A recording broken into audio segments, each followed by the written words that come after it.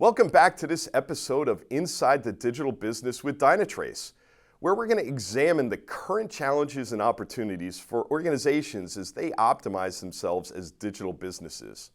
For this segment, I am joined by Bernd Greifeneder, who's the founder and CTO of Dynatrace, and I couldn't be more excited to have you on, Bernd. Welcome to the show. Hey, Rob. Thank you for having me. I mean, again, as one of the founders of Dynatrace, I think, again, this is so exciting to really dive into how organizations are really adopting and benefiting from your third generation platform. Kind of give a little bit of background and, kind of help people understand on the other side of the screen here, what are some of the benefits that customers are seeing from the third gen platform and how you got here? Yeah, Dynatrace completely has really advanced from just observability as the first generation of it to its second generation of actually automating all the answers from observability data to automatically create root cause and risk results to actually now with third gen taking the next big step in automating the operations, automating security, automating business insights in completely new ways.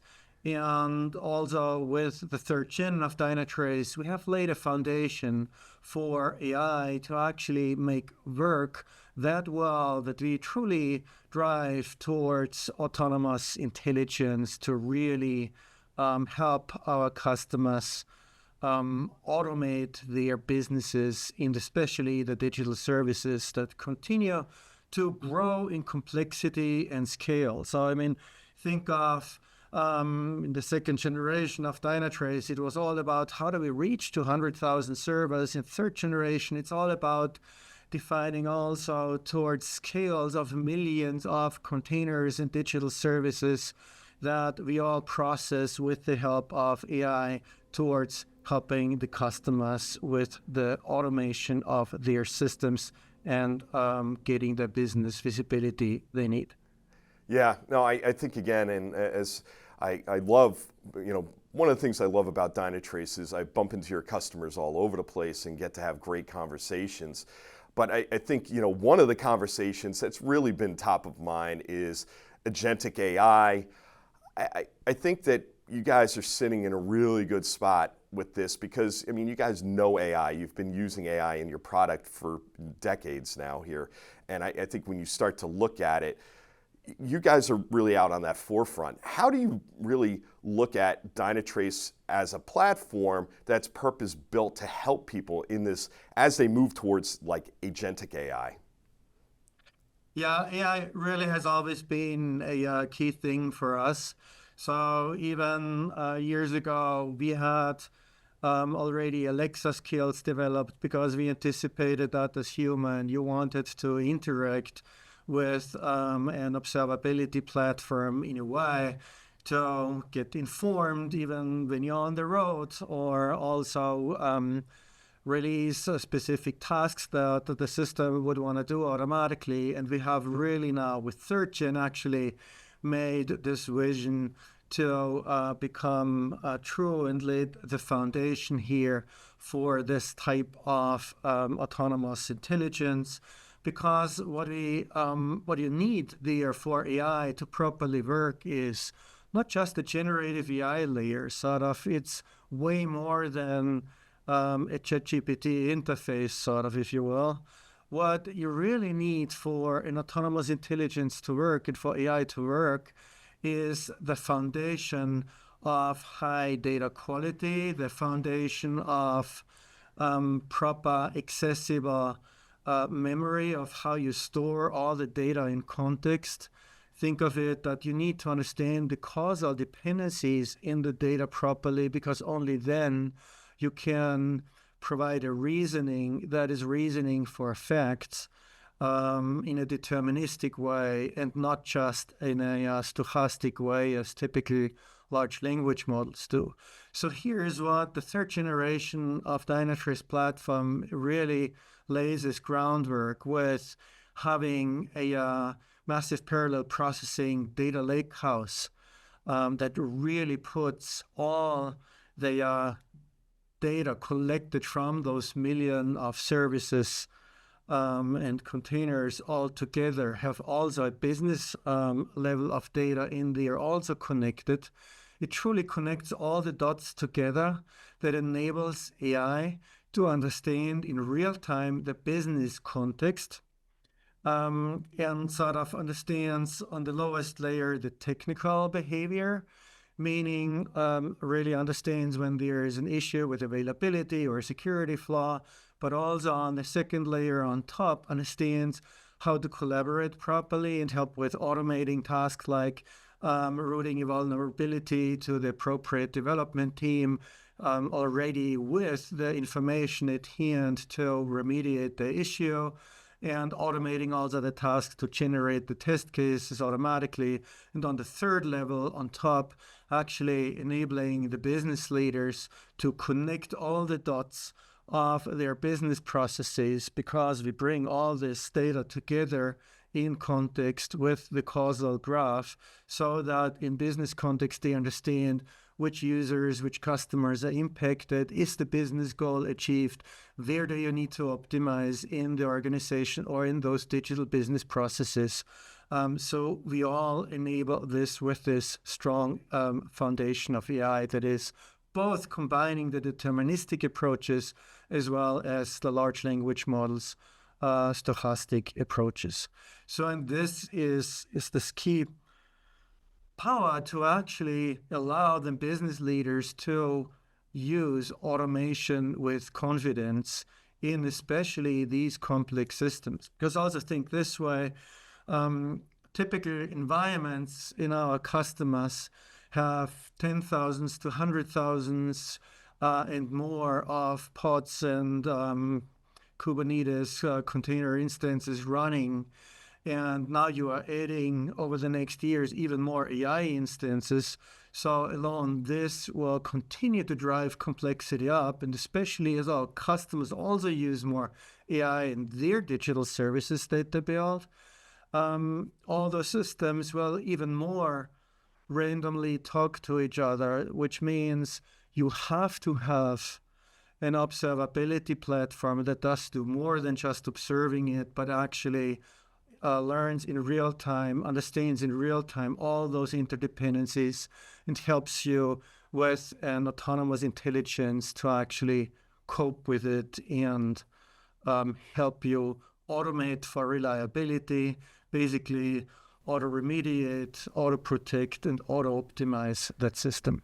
Yeah, no, I think again that was a masterclass in all the different layers of AI, and again, having talked to many of them, they're trying to get that visibility all the way down in there. What have you seen from the customer base that has moved onto the third gen platform, and what are some of them saying? Because I think, like you said, they need to be able to provide that kind of business level context, which really, when you think about traditional platform engineering and observability, it was more down in the weeds, but now they're looking to bubble that up so that the business units, who are the ones usually paying for the agentic AI, are the ones that need that visibility. What have you seen out of the ones that have moved onto the third gen platform so far? Yeah, the third gen platform now allows our customers truly to equip a much broader set of employees with value from this vast gold mine of observability data. So think of enterprises not only sort of like in the past have hundreds to thousands of users equipped with information from Dynatrace, but actually move to 10,000s of users. So how can that be? Why that many? And this goes back actually to the layers. So it's not only that the DevOps and SRE teams use Dynatrace, but also we extend to the left to all the development teams. So think of thousands of developers do live debugging, log analytics, and are proactive about deploying into production, as well as use Dynatrace to faster remediate issue and so forth. But it also reaches all the way into then the business users on one hand, because business observability is something that really resonates well. And this is because Dynatrace has achieved to put a logical business layer with our business events on top of the pure technical data. And this extends to this group to get business insights about their processes. Think order to cash, think online commerce, think logistics in companies. Sort of all these different processes need to be optimized for proper outcomes. And then there's another fourth group of end users, and this is empowered all by not just having dashboards from Dynatrace that other users can use to have a more common view of how companies sort of are run, but actually, since Dynatrace third channel platform also allows to create custom apps, we have customers who create completely new use cases on top of the data they already own with Dynatrace, because this is such a goldmine of data that they want to use to, for instance, automatically control how, for instance, ship containers in their harbor are being controlled, or others, how they deal with their financial transactions in new ways we never could have as a vendor thought about. So I find this is pretty amazing, because this allows our customers to basically purchase one platform, but leverages then the data, the AI, and the analytics then in multiple different forms, so that the value actually multiplies. Yeah, I think that's what organizations are looking for, is how do they get leverage out of all of the different things they're already doing, because skill sets and things of that nature, they don't want to have to learn yet another tool. So I think there's a lot going on, underneath the hood of all of these agentic systems, to put it mildly, as they get there. Now, you just spoke about why, the third gen platform really helps customers, better now. What are customers telling you, and what is kind of the value that they're actually seeing out of the third gen platform that you're hearing back from them? Yeah, so I hear a lot from customers about how their expectations to AI are really high. So I have CIOs who expect that in the next 3 years, that 50 to 70% of the engineers' tasks are being automated by AI. So while I'm not sure it's exactly that percentage, it is that expectation that we absolutely are in the best position to fulfill for our customers, because of the ability to have such a long history and experience of understanding automation from a fact-based and causal approach, and overlay this with agentic AI. We provide here the means that you can use automation with confidence. So, yeah. And this goes also then back to the developers, because developers are other sort of audiences in our customer base, and they expect that 80% of all the workload that is not creating new features, that this workload gets actually lesser and lesser through AI. That's exactly also where we are helping, because it is those tasks of debugging, of optimization for performance or cost, or tasks like security remediation. Sort of all of this is what developers get loaded on with shift left, test generation, and so forth. There are so many things that they have to do, and it's getting just even more. That this is particularly where Dynatrace's third generation helps them through automatic collaboration processes, integrations into the development environment, automatic test generation, and so forth, to offload that burden. And this brings sort of relief for the developers themselves and the engineers, also in the SRE teams, as well as the executives love it, because they look for more productivity, because you can never have enough of technical, knowledgeable people. And so basically Dynatrace complements then their teams. Super interesting, and I think again, this whole discussion has been really, I think, enlightening, not only to myself, but hopefully to the people on the other side of the glass here. But one of the things I want to jump into is kind of get your final thoughts as these business leaders and tech leaders are really laying the foundation to really get a better understanding of agentic AI. What are some of your final thoughts on how they get started and really how they really lay that foundation for this shift? Yeah, as the customers all now add more and more of AI services to their digital systems, think of it that their cloud services just not only grow in the number, but also their communication. Let's think of MCP servers, talk to other MCP servers in the agentic to agentic side of communications, becomes even more random or probabilistic through AI as before. What this truly means is you have to observe what's going on for compliance reasons, cost reasons, technical reasons, even to make sure that the system works at all and provides value. So this is one clear thing. And secondly, as you continue to also observe these systems, you can't keep the data in silos, because what I learned over the years in building AI for these kind of analytics for root cause, security, use cases, analytics for automation with AI, that the only way to get really solid answers is by bringing all the data actually together, ensure that the data is in context. And this is also, for instance, why we have built Smartscape, which is a directed graph that we also store in the data lakehouse that gets updated in real time. And this allows actually for a deterministic AI layer that is under the hood then of then the agentic AI layer to assist the reasoning with understanding a true causation to do fact-based decisions and not just stochastic decisions. So I think this is maybe the other final recommendation here.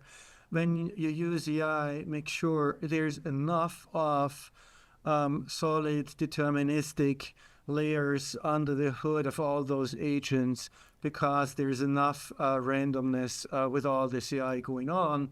And at the end of the day, you want value from it and an automation that you can trust and not just a hallucination. Yeah, it definitely is, I think, key. I think this is really, enlightening. I think people are going to get a lot out of this.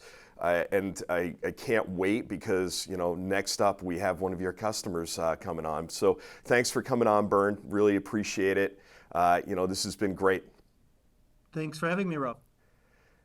And thank you for watching this episode, the first part of this episode. Stay tuned for the second part of the episode of Inside the Digital Business with Dynatrace, where we're going to dive in with one of Dynatrace's customers, TELUS, who's going to help us really explore the perspective on how all of this comes together and how they're leveraging it right here on theCUBE, the leader in technology analysis and news. We'll be back right after a short intermission. That was an enlightening conversation with Dynatrace CTO Bernd Greifeneder. Hearing him talk about AI made me think back to my discussion with Dynatrace CMO Laura Heisman. In a previous episode, she emphasized how Dynatrace isn't just adopting AI, it's fundamentally rethinking how AI and automation drive business outcomes. Let's take a quick look at what she had to say. We look at what does that cause mean and how do we analyze it so we can predict what can be fixed. So then when they get to the Gen AI side of things, they can ask things and it has been input in a smart way, I guess is the most basic way to put it. And then they can be the most productive, that they can innovate because they can have credible and really know that that is information that is grounded in how their business works. That idea of grounded, actionable intelligence is a perfect segue into our next segment. Let's hear from TELUS, a longtime Dynatrace customer, about how they are using the platform and especially its Gen 3 capabilities to improve resilience, developer experience, and most importantly, business outcomes. Welcome back to this episode of Inside the Digital Business with Dynatrace, where we're going to continue to examine the current challenges and opportunities for organizations as they optimize themselves as digital businesses. Couldn't think of a better way to really dig into this than to actually have a customer on. Today, we're joined by some folks from TELUS who are going to help us understand how they're using Dynatrace and applying it to their digital business.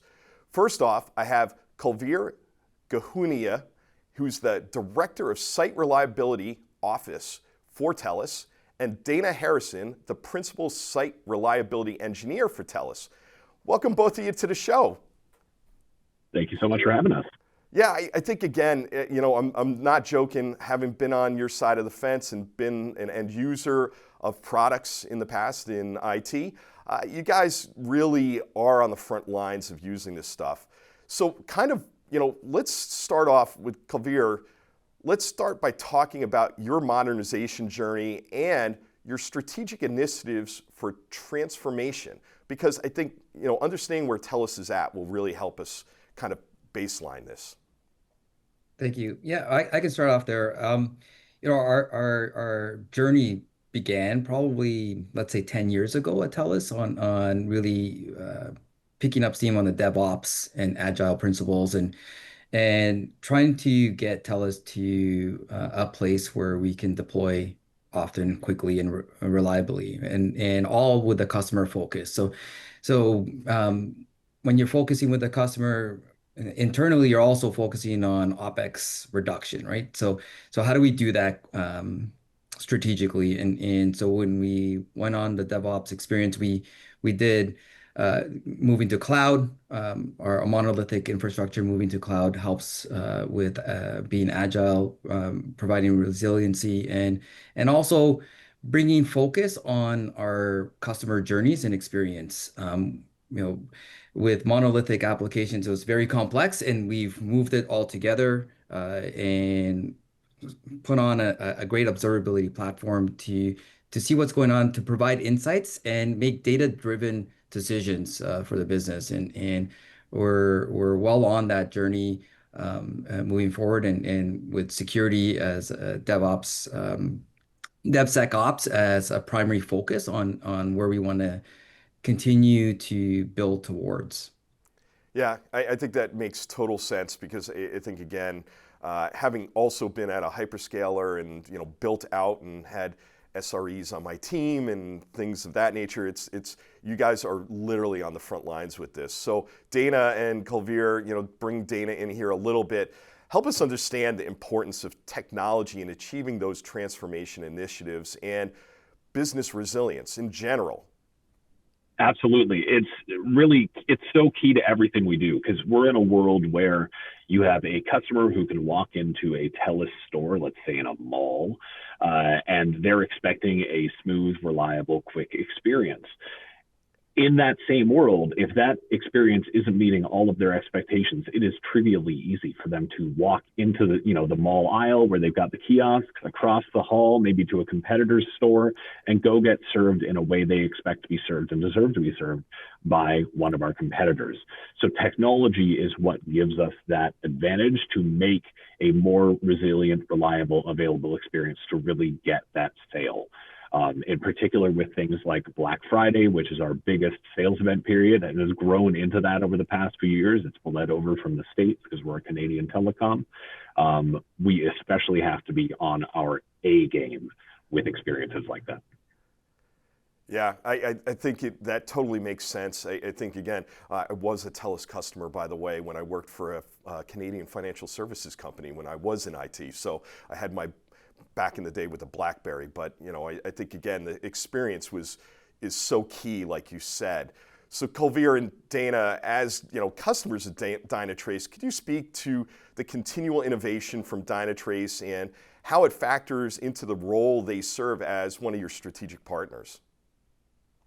Yeah, we've been customers of Dynatrace for many years now. It's been probably 13 years. So we've seen the evolution of Dynatrace, and we partner with them in developing new features and any asks that we have. They're great partners, and it's been a strategic platform for us as we go through our journey, and we're still going through.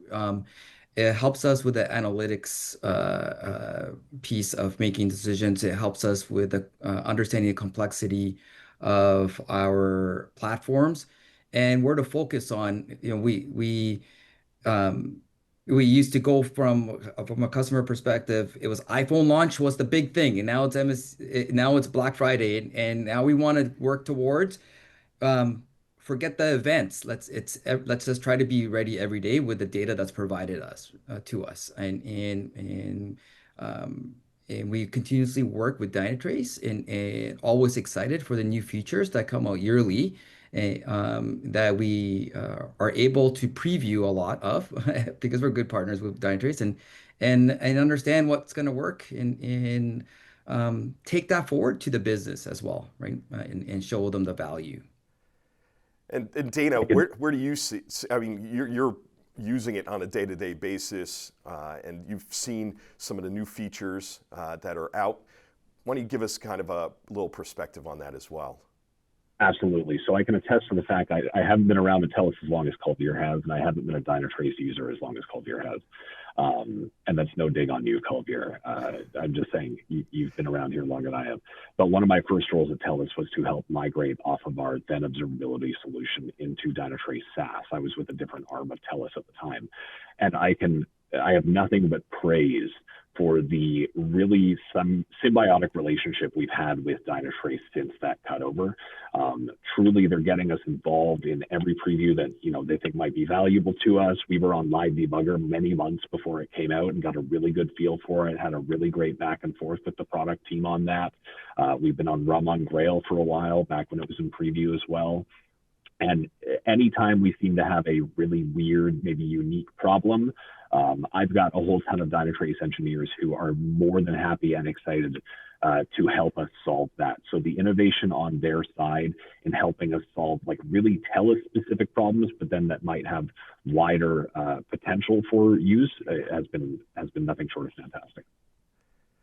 Yeah, that's so great, because I think, again, when you start to look at it, it's about, how do you partner and serve your customers better? And kind of, Kulvir, why don't we kind of jump into, the big trend in digitally transformed organizations is using observability to understand how technology and business impact one another. Can you help us understand how you use, or how TELUS uses, observability to better understand your business? Yes. So traditionally, Dynatrace as what used to be a monitoring tool became observability tool, but it's much more now. It's a platform of information and can be used for various aspects of an organization now. And our goal at TELUS is to partner with the business to provide insights now with the information coming live out of transactions happening in our systems. And what better place to have that visuality and decision making? You are now capable of doing sales or marketing events to see real time. Is there an impact of this? Hey, we're going to release at this hour. Is there an impact? Yes. Or should we pull back and whatnot? And demonstrating this to the business, the tool itself, it's now it's not an, let's say, traditional IT tool for developers. I truly believe it's an informational tool for every aspect of the business and working and partnering, and they're an engaging partner with us to leverage capabilities like biz events to understand what's happening with certain products or systems or sales events and whatnot. So very excited to go down this path and have more users of the platform than your traditional devs.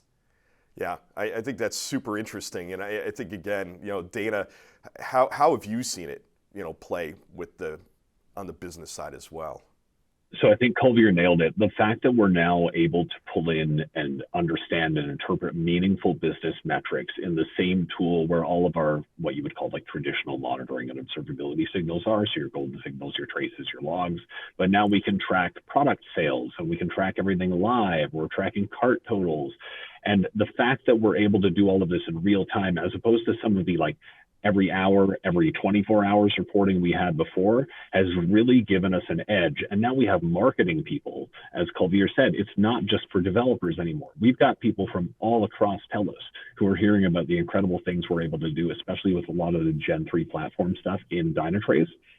That has really changed the game. With these additional signals, we're also, or have been able to move from a really reactive to a proactive mindset. So before it was you're just reacting to alarms, you're, okay, everything's sort of gone to heck in a handbasket. So you're trying to see exactly what's going on, you know, what signals are firing, what alarms are going off. But now, with the fact that we have business metrics, we have business signals coming in with that same platform, we've been able to shift to a really proactive mindset. So we're no longer just getting together on war rooms and saying, hey, this P1 happened, what's going on? We can now shift to things like game days and game nights, where we are load testing in production several times a month, many times a year. We're getting those signals out. We're saying, how does this impact live transactions from our business? How is this impacting sales? How is this impacting our marketing and customers? And how can we react to that in a meaningful way prior to the big lead up to Black Friday, Cyber Monday? Yeah, I think that is the key, is how do you bring the business along and be, you know, like you said, you know, not just a tool for the, you know, your team, but how do you be a tool for the business? I think you kind of brought something up, and let's kind of dive in a little bit. You know, logs have been around for a long time, but in the modern era of AI-powered observability, are they still necessary in your mind?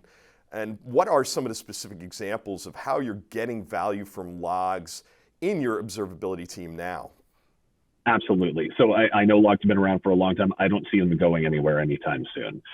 They're still going to play an incredible part in, there's a reason they're a pillar of observability when you have traces, logs, and metrics.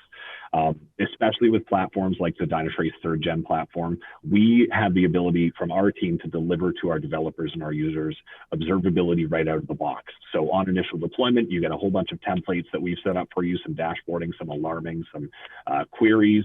We also, with Logs on Grail and trace injection into Logs on Grail, have the ability to power really developer-focused and AI-enabled experiences. So with a really unified observability platform, logs are just as important in the context with traces, with your metrics, to reduce MTTR, therefore also reducing your manual effort and your overall operational costs.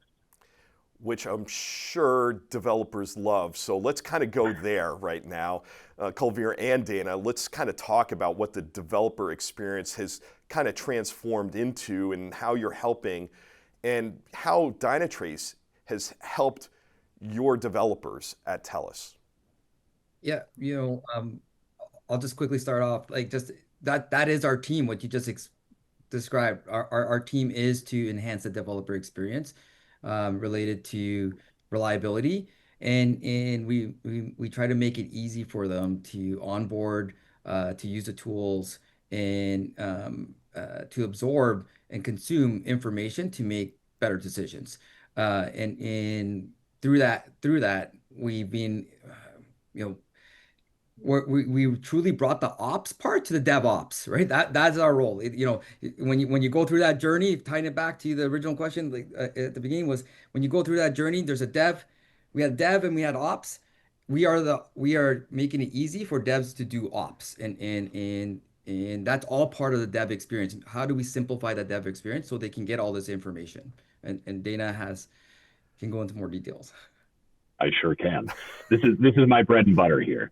I talked about this at Perform, and it's funny, before our chat at Perform this year, a few months ago, I had a quick chat with Andy Grabner, who's an incredible partner with us at Dynatrace, just an overall fantastic guy, who had not at that time, as of yet, heard of the concept of MCPs, or Model Context Protocol Servers, in AI. It was a pretty new concept, only a couple of months old by then, but we at TELUS had already been able to build out a Dynatrace MCP. And I know it's great. Dynatrace has their own now, which is really, really fantastic.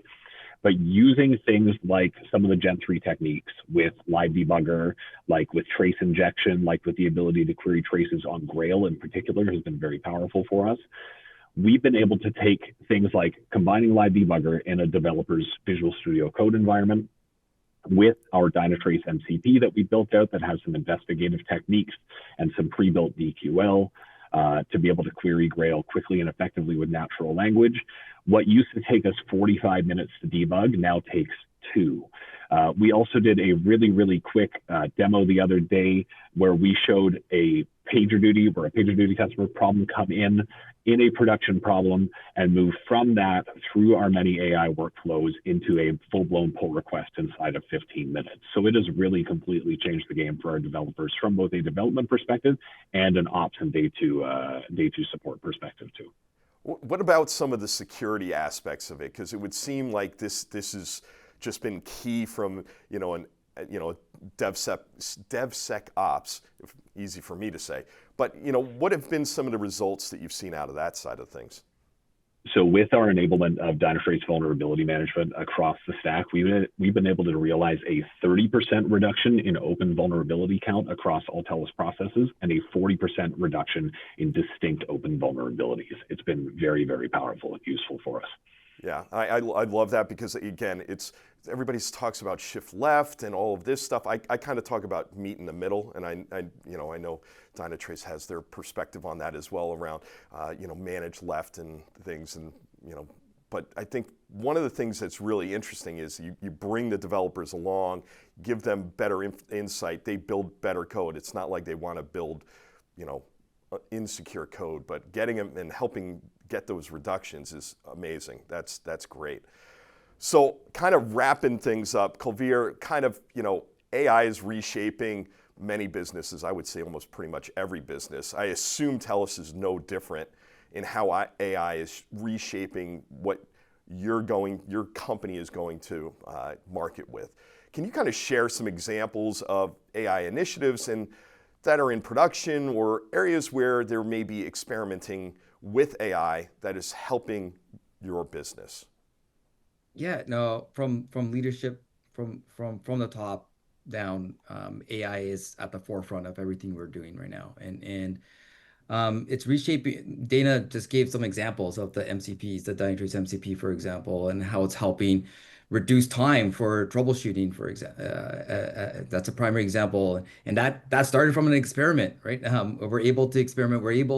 It's enabling the entire organization to fail fast and move forward, right? And it's truly happening. We've always said it. Oh, you can fail, right? But it takes 6 months to iterate again, right? But now it's half an hour maybe at tops, right? And so the entire company is doing that. So experimentation is happening every day, and especially around the observability and how do we help reduce the mean time to resolve consistently. But yet we also developing production apps across the business. The entire business are developing their own copilots and chatbots.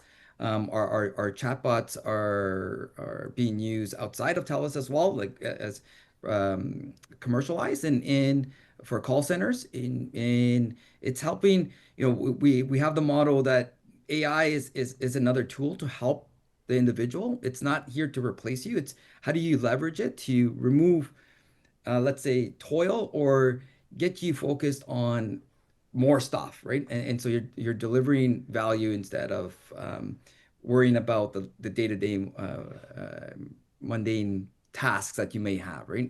So with that, it gives you information. So it's all over. It's all over. And as Dana just said in the last question, like it's every day for us now. Yeah, I can imagine. I mean, again, and by the way, shout out for the MCP stuff. I mean, I know what that is, and we, it was at KubeCon in London this year. People were just like, everybody had their MCP coming out. It was crazy. So good work there. I mean, I think that's that forward-looking that you guys are driving out of your organization there, Kulvir and Dana. That's fantastic. So, thank you for coming on. This has been great. I really appreciate you sharing your experiences and being on today.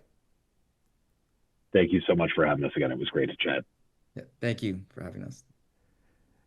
And thank you for watching this episode Inside the Digital Business with Dynatrace. Stay tuned for more to come as we peel back the covers on theCUBE, the leader in technology analysis and news.